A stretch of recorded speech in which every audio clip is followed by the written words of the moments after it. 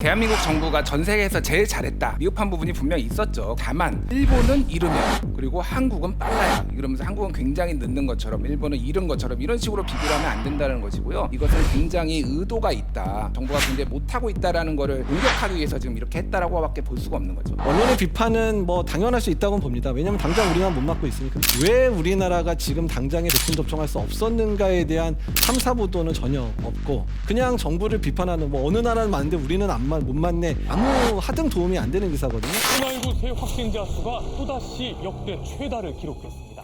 연속 1000명대입니다.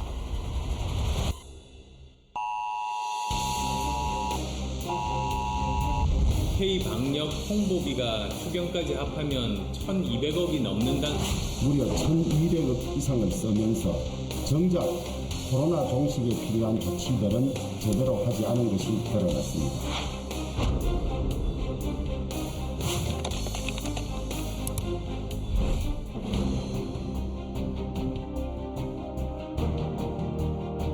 채널A가 입수한 올해 K방역 관련 예산을 보면 K방역 홍보 관련 예산이 중증 환자 병상 확충 예산보다 4배 가까이 많았습니다. K방역 홍보에는 1,200억 원 넘는 예산을 투입하면서 이미 접종에까지 들어간 백신이 우리에겐 없습니다. 이에 따라 정부는 최대 4,400만 명분의 백신을 확보하였습니다. 확보한 물량은 필요한 앞당겨 도입할 수 있도록 최선을 다하겠습니다. 백신과 관련해서 정부의 얘기를 어떻게 믿어야 할지 정부를 굉장히 우려하고 보고 있습니다.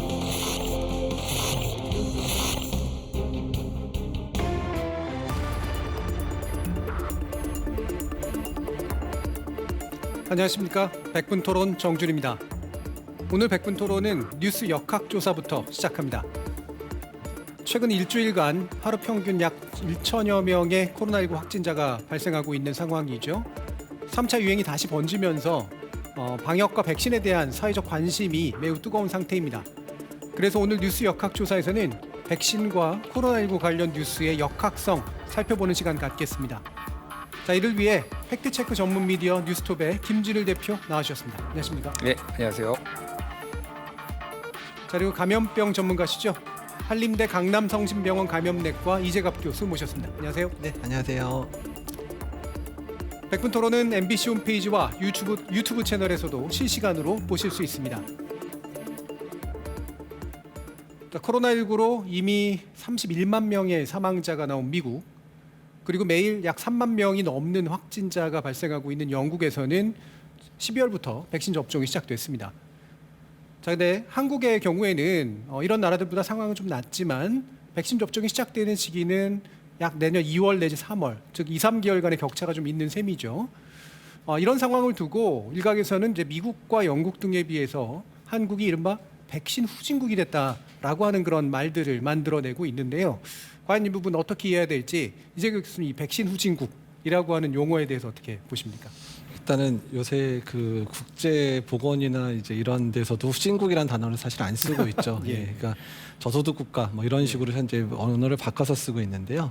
사실 백신 후진국이라고 표현할 거라면 우리나라가 백신에 대한 기술이 전혀 없거나 또 백신을 개발할 정도의 돈이 없거나 이런 상황인데, 사실 그러지는 않고요. 우리나라가 자체 생산할 수 있는 백신을 개발할 수 있는 기술력이 있고, 또한 백신을 이제 생산할 수 있는 기반들도 가지고는 있거든요. 다만 코로나와 같은 신종 감염병에 대응할 수 있는, 그러니까 빨리 대응할 수 있는 그런 새로운 플랫폼 기술들을 가지고 있지 않은 부분에 있어서는, 당연히 기술력 부분에 있어서는 미국이나 영국보다도 당연히 부족하고, 예산에 가용한 측면에 있어서 사실 우리나라의 경제력이 미국하고 영국에 비할 바가 아닌 상황이기 때문에 어쨌든 그런 한계를 가지고 있기는 한데, 그 부분을 후진국이라는 개념을 쓰기에는 그 정말 지금 백신이 없어서 정말 고생하고 있고, 일단 백신을 어디서 받아야 될지도 모르는 이제 이런 국가들 입장에서는 좀 황당하다고 생각할 수 있는 단어라고 생각합니다. 예.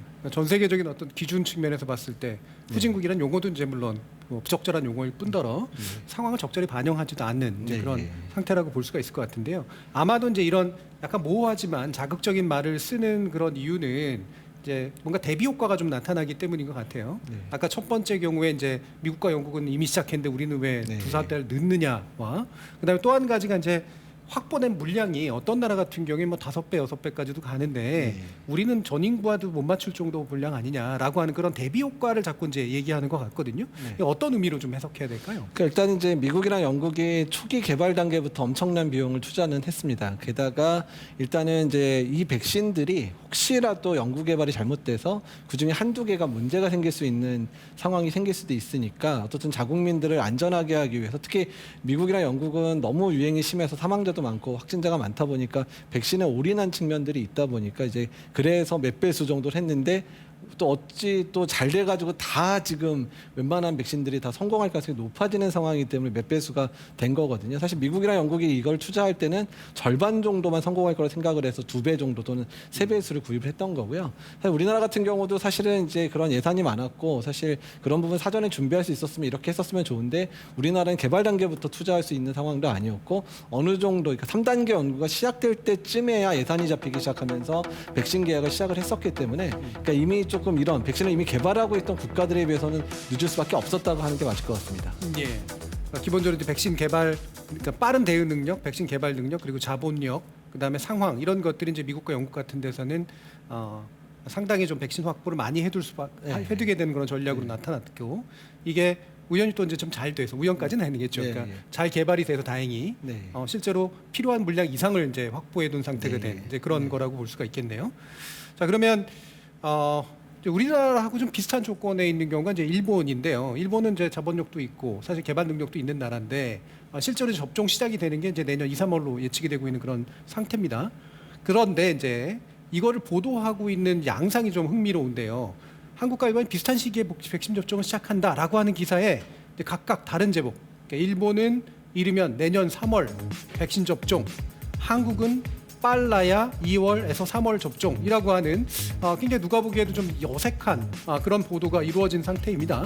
자 이걸 보고서 김진희 대표님께 여쭤야 될 것 같은데 이런 백신 확보 관련된 비판 기사 내지 이런 대비를 강조하는 기사들의 특징 좀 요약해봐야 될 것 같아요. 일단 대한민국 정부가 전 세계에서 제일 잘했다. 이런 얘기를 우리가 하려는 건 아니고 미흡한 부분이 분명히 있었죠. 그런 부분에 대한 언론의 비판 이런 것들은 충분히 우리가 경청할 부분이 있습니다. 다만 그 비판은 일단은 사실관계 근거를 해야 되고 두 번째는 동일한 기준으로 우리가 비교를 해야 돼요. 근데 일단 말씀하셨듯이 동일한 기준이 아닙니다. 일본은 이르면 그리고 한국은 빨라야 이러면서 한국은 굉장히 늦는 것처럼 일본은 이른 것처럼 이런 식으로 비교를 하면 안 된다는 것이고요. 또 사실관계가 아예 전혀 맞지 않는 보도도 있습니다. 예를 들면 한 보수 언론이 자크 아탈리라는 세계적인 석학을 인터뷰를 했어요. 그러면서 제목을 이렇게 뽑았습니다. 세계적 석학 자크 아탈리 백신 못 구했다고 한국 끔찍한 실수 이런 제목을 뽑았어요. 근데 그 인터뷰 내용을 좀 들여다보면은 코로나의 끝은 결국 백신 아닌가? 한국은 백신을 아직 확보하지 못했다라고 기자가 단정적으로 얘기를 합니다. 그러니까 자크 아탈리가 굉장히 놀란 표정으로 놀란 이제 말투로 정말인가? 그게 사실인가? 확인을 해봐야 되겠지만은 정말로 백신을 확보하지 못했다면 끔찍한 실수다라고 이제 답변을 합니다. 네, 아시겠지만 대한민국 정부는 부족하게 비춰질지언정 어쨌든 백신을 확보를 했고요. 그렇기 때문에 이 질문 자체가 사실이 아닙니다. 근데 이거를 사실이 아닌 거를 가지고 가정을 해서 질문을 하고 그거를 답변을 유도한 다음에 그거를 제목을 뽑았다. 이것은 굉장히 의도가 있다. 무언가 정부가 굉장히 못하고 있다라는 거를 공격하기 위해서 지금 이렇게 했다라고밖에 볼 수가 없는 거죠. 예, 자크 아탈리라는 분이 석학은 맞긴 하지만 감염법 석학은 일단 아니시고요. 그다음에 사실 이분이 한국에 관련해서 특히나 동아시아를 바라보는 눈이 사실 이른바 오리엔탈리즘이라고 하죠. 이제 대단히 서구적인 시각에서 보는 거로 이제 사회 비평을 하시는 분으로서 이제 지난번에 좀 나왔었는데 이분에게 이제 그것도 사실이 아닌 것에 근거한 질문을 던져서 일종의 유도성 답을 만들어내고 있다라고 하는 거 이게 이제 보통 틀이 보이는 이제 그런 언론 보도의 양상이었던 것 같습니다. 자 그러면 아까 김준일 대표님도 말씀 주셨지만 우리가 이제 우리 정부가 이제 부족했거나 아쉬웠던 부분들이 이제 있었고. 거기에 대해서 언론이 지적하는 것에 대해서는 우리가 경청할 필요가 있다라는 말씀 주셨는데 핵심은 이건 것 같아요. 그러니까 우리 정부는 지금 이제 안전성 문제를 굉장히 고민한다라고 얘기를 했고, 그다음에 그 서구 나라들 같은 경우에는 물량 확보에 굉장히 일찍부터 신경을 썼다라는 게 대비 효과가 일어나는 건데 하나는 좀 방어적인 태도고 또 하나는 대단히 공격적인 전략이라고 볼 수가 있지 않겠습니까? 이거를 이제 적절히 섞는 것이 가장 중요할 텐데 여기에 우선순위도 아마 좀 필요할 것 같고요. 감염병 전문가로서 이제 어떤 식의 대처가 좀 더 좋았을까라고 하는 판단을 하실 수 있을까요? 그러니까 일단은 뭐 안전성과 신속성 두 가지를 다 가질 수 있다면 뭐 어느 나라나 다 좋은 거겠죠. 근데 이제 우리나라 입장에서의 가장 큰 문제는 우리나라가 가지고 있는 예산력의 범위 자체가 제한적이라는 겁니다. 그러니까 우리나라가 뭐 사실 이런 데 투자하는데 뭐 10조, 뭐 20조 이렇게 투자할 수 있는 국가는 아니잖아요. 그러니까 가지고 있는 재원 안에서 가장 효과적인 구매 방법들을 택해야 되는 부분들이었고, 또한 그러면서도 안전성에 관한 증명을 철저히 해나가야 되는 부분이었고요. 그러니까 그 당시 7월 달 상황에서, 그러니까 우리나라가 본격적으로 백신에 대한 준비를 할 상황에서는 가장 앞서가는 백신이 아스트라제네카 백신이었고요. 아스트라제네카 백신의 그런 백신 플랫폼은 이미 뭐 에볼라라든지 뭐 댕기열이라든지 이런 다른 질환에서 이미 사용이 됐었던, 그래서 이미 어느 정도 증명이 됐던 방법이었고 안전성도 확인이 됐던 그런 방법이었고, 또한 이제 백신의 연구 단계도 가장 빨랐었기 때문에 가격도 저렴하고, 또한 이미 플랫폼이 안정적이고, 그다음에 우리나라 입장에서 이제 SK 바이오사이언스에서 만든 공장에서 생산도 가능한 그런 백신이었으니까 이쪽 백신을 우선 구매하는 것 자체가 일단 우리나라로서는 가장 핵심적인 전략일 수밖에 없었던 상황이었습니다.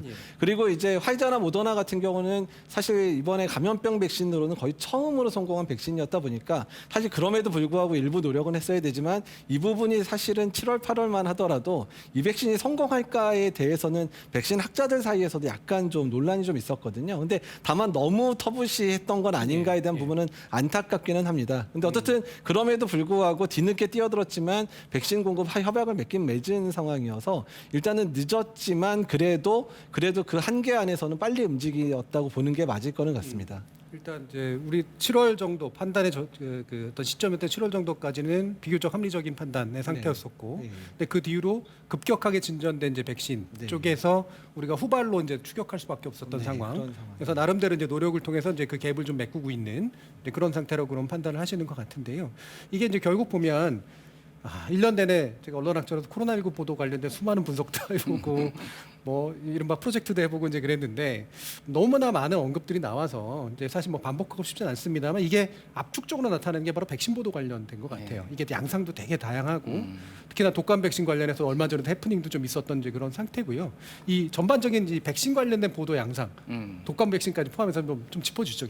예, 일단 재난에 대해 상황에 대해서 우리가 어떤 식으로 무엇을 위해서 보도를 할 것인가에 대해서 언론들이 좀 기준을 세웠으면 좋겠어요. 그러니까 이거는 재난이라는 이 감염병이라는 이 재난을 빨리 신속하게 진정시키고 그거를 어떻게 우리 국민들이 방역에 대처할 것인가에 도움이 좀 돼야 되는데, 방금 말씀하셨듯이 독감 백신과 지금 코로나 백신의 극명하게 다른 보도 태도들을 좀 지적을 안 할 수가 없습니다. 하지만 40년 정도 검증이 된 독감 백신의 경우에는 백신을 맞으니까 사망자가 나왔다라는 식으로 사회부에서 사건 보도하듯이 매일 한 명씩 카운트를 합니다. 그래서 사람들에 대한 굉장한 공포를 불러일으켰거든요. 근데 이거는 말씀하셨듯이 40년 동안 검증이 된 거고 자연 발생적으로 사망하시는 분들이 그냥 인과관계가 전혀 없이 그냥 있는 건데 그런 것들을 재지 않고 정확하게 취재를 하지 않고 그렇게 보도를 했어요.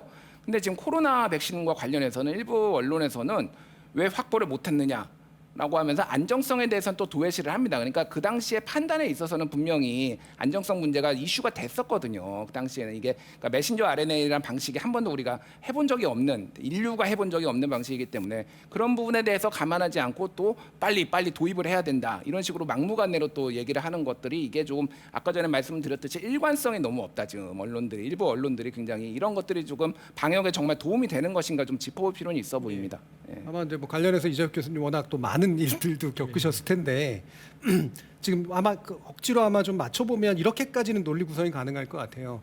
일단 빨리 백신 확보해 놓고 안전성 여부는 좀 지켜보면서 언제 맞출지는 결정하면 제일 좋은 거 아니냐. 뭐 이렇게도 얘기할 수 있을 것 같긴 하거든요. 전반적으로 백신 보도 어떻게 보세요? 그러니까 이제 독감 백신 상황 발생했었을 때 그 당시에 그 코로나 백신 자체도 접종률 떨어지면 어떡하냐에 대한 걱정스러운 기사도 사실 있었지만 거기서 코로나 백신이 안전할까에 대한 부분에 대한 기사가 막 나오기 시작했을 때 당시에 이제 정부 차원에서도 그런 부분들을 감안을 해서 우리나라는 백신 접종을 하려면 안전성이 다른 국가를 통해서 어느 정도 확인되면 접종을 하겠다라는 이제 정부 발표도 있었고, 그 부분에 대해서 그래 우리나라는 다른 국가가 어느 정도 좀 맞고 나서 괜찮은 거 보고 맞아야지라는 그런 분위기가 사실 형성이 됐었거든요. 근데 이게 사실 얼마 지나지도 않았습니다. 그냥 2달도 안 지났는데 갑자기 언론의 태도들이 왜 왜 지금은 하나도 준비를 못 해가지고 당장 우리나라 마치지도 못해 이렇게 하는 걸 보면 이게 이 기사를 쓴 분들이 같은 분들인가 생각이 좀 들 정도로 좀 당황스럽긴 했거든요. 근데 어떻든 간에 언론의 비판은 뭐 당연할 수 있다고 봅니다. 왜냐하면 당장 우리나라 못 맞고 있으니. 근데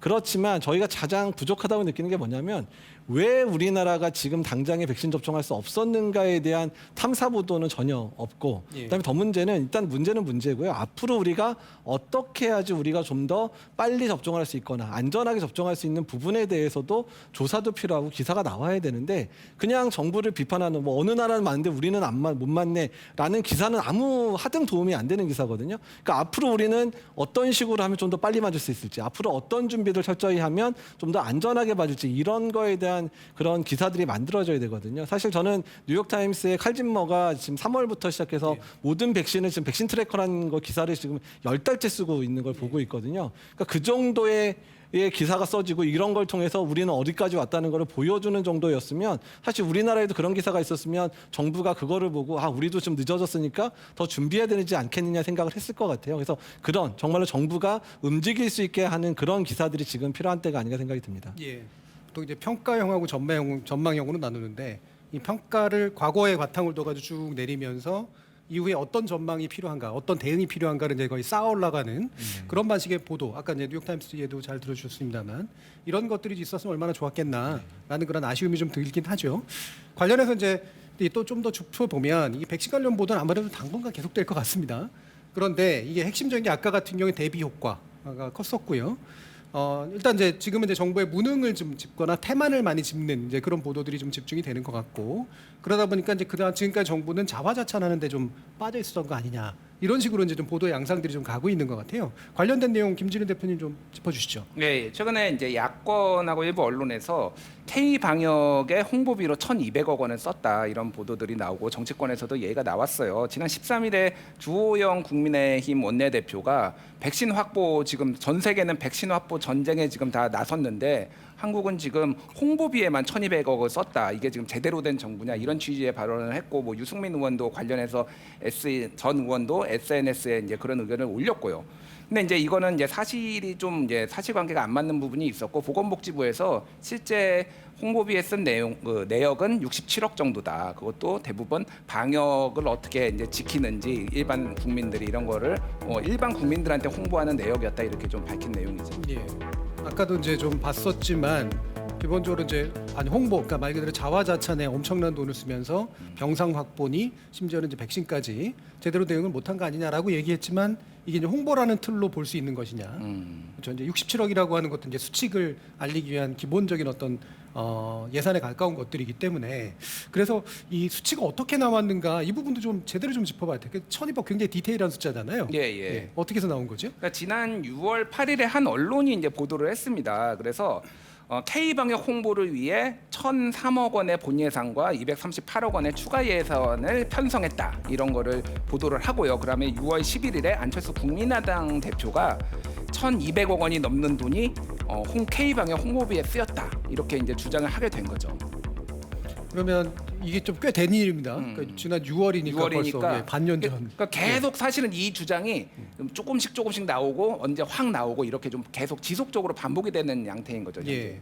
그러니까 그 당시까지 이제 예산 편성했다고 지금은 예산이 이제 집행이 됐는데 그게 제대로 집행이 이렇게 하면 되겠느냐, 이런 식으로 좀 다시 옮겨간 이제 그런 케이스라고 볼 수 있는데, 그럼 실제 이제 항목을 좀 살펴봐야 될 것 같아요. 3차 추경 예산이 어떤 식으로 좀 배치가 됐던 건지. 예, 3차 추가 경정 예산안 보고서를 좀 살펴보면은요, 외교부 사업 가운데 이제 ODA, 인도적 지원인데 정확하게는 Official Development Assistant에서 해외 공적 개발 원조입니다.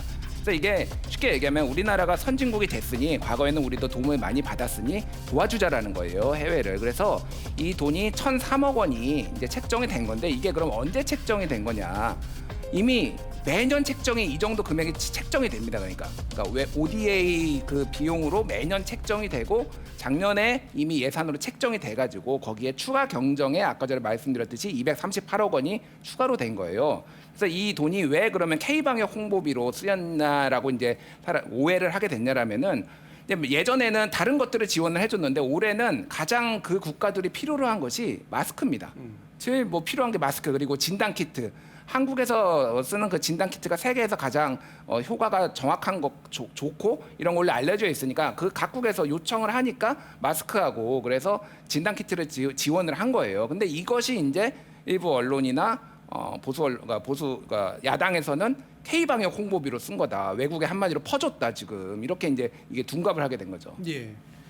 그래서 그 보고서 내용에서 항목으로 이제 K 방역 세계화 사업이라고 아마 항목이 돼 있었던 것 같은데 아마 정부가 이렇게 얘기를 한 부분이 약간 오해 소지는 있었던 것 같아요. 그러니까 세계화 사업이니까 뭔가 홍보하는 것 같아 이렇게 됐고 그래서 실제로 나온 말은 아니지만 홍보로 바뀌었고 홍보라고 하는 건 나는 널리 알린다는 뜻도 있어서 방역 수칙 알리는 것도 있지만 솔직히 자화자찬하고 있다, 자기 자랑하고 있다 이런 식으로 이제 의미가 바뀌어 버리잖아요. 그러니까 이제 일반적으로 이제 예. 정부에서 예산이 있는데 뭔가 이제 중점 사업이 있으면은 그 부분을 약간 갖다 붙이는 경향이 있어요. 그러니까 K 방역이 매우 잘 되고 있었던 거는 사실이니까 이게 그냥 이런 거지만은 사실은 K 방역을 홍보한 것이나 마찬가지다 이런 식으로 이제 소위 말해서 이제 예산에다가 꼬리표를 붙인 건데 이거가 이제 다 약간 부풀려진 측면이 있는 거죠. 그러니까. 예. 결국은 이게 몇 단계의 오해 내지 약간은 편견 이런 것들이 좀 작동하면서 이제 그릇된 정보로 뒤바꿈, 탈바꿈 됐고 아까 나눴던 것처럼 결국은 현재 이제 백신에 대한 대응 자체의 잘못됨과 연결시키는 그런 방식으로 이어졌는데 이와 같은 이제 보도 양상에 대해서도 또 이재국 교수님 하신 말씀 좀 없지 않으세요? 사실 저희도 지금 이제 해외에서의 그런 ODA 사업 관련돼 있는 것도 저희도 좀 프로젝트를 하고 있는 게 하나 있는데 라오스하고 하는 사업이 하나 있는데요. 그러니까 그거를 이제 5년 계획을 잡아서 우리나라가 이제 했었던 이제 스마트 검역이라든지 이런 시스템들을 이제 라오스에 이제 인계하는 거 작년부터 이미 계획이 됐었던 거였는데 올해 갑자기 넘어오니까 이제 그런 국가들에서 이제 이런 그러니까 코로나에 대한 대응 자체가 문제가 되다 보니까 그런 예산들이 대부분 다시 코로나 대응 예산으로 좀 변경해달라는 요청들이 이제 수원국에서 이제 나오기 시작을 했습니다. 그래서 라오스와 관련된 예산도 거의 대부분이 이제 코로나 같은 신종합병 대응 예산으로 좀 다 바뀌어서 준비를 하고 있는 상황들이거든요. 그러니까 이제 이게 워낙에는 이제 그 국가를 준비하려고 이제 도와주려고 이미 만들어주던 예산이 코로나 상황 때문에 코로나로 예산이 이제 바뀌어가지고 사용되는 부분도 있고 일부 예산이 추가돼서 이제 지원되는 측면들도 있는데요. 그러니까 이런 부분에 있어서 굳이 근데 이게 좋은 뜻에서 이제 저소득 국가를 도와주는 거로 생각되는 그런 예산인데 이 부분을 끌어다가 이게 백신과 관련 전혀 이제 항목이 다르기 때문에 사실 이 예산 가지고 백신 항목을 돌릴 수도 없는 예산이 상황이거든요. 근데 이걸 가지고 좀 비난을 한다는 거는 조금 좀 과했던 게 아닌가 생각이 좀 듭니다. 예. 자 이렇게 백신에 관련된 보도들 그것이 가지고 있는 양상과 의미도 좀 살펴봤는데요.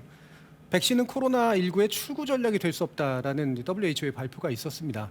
그 의미는 백신은 분명히 코로나19를 확산시키는 걸 막고 질병의 심각성을 덜어주는 데 있어서 굉장히 중요한 우군이 될 텐데 하지만 백신으로 집단 면역 체계까지가 잘 갖춰지려면 대단히 많은 시간이 소요될 수밖에 없는 게 또한 사실이기도 합니다.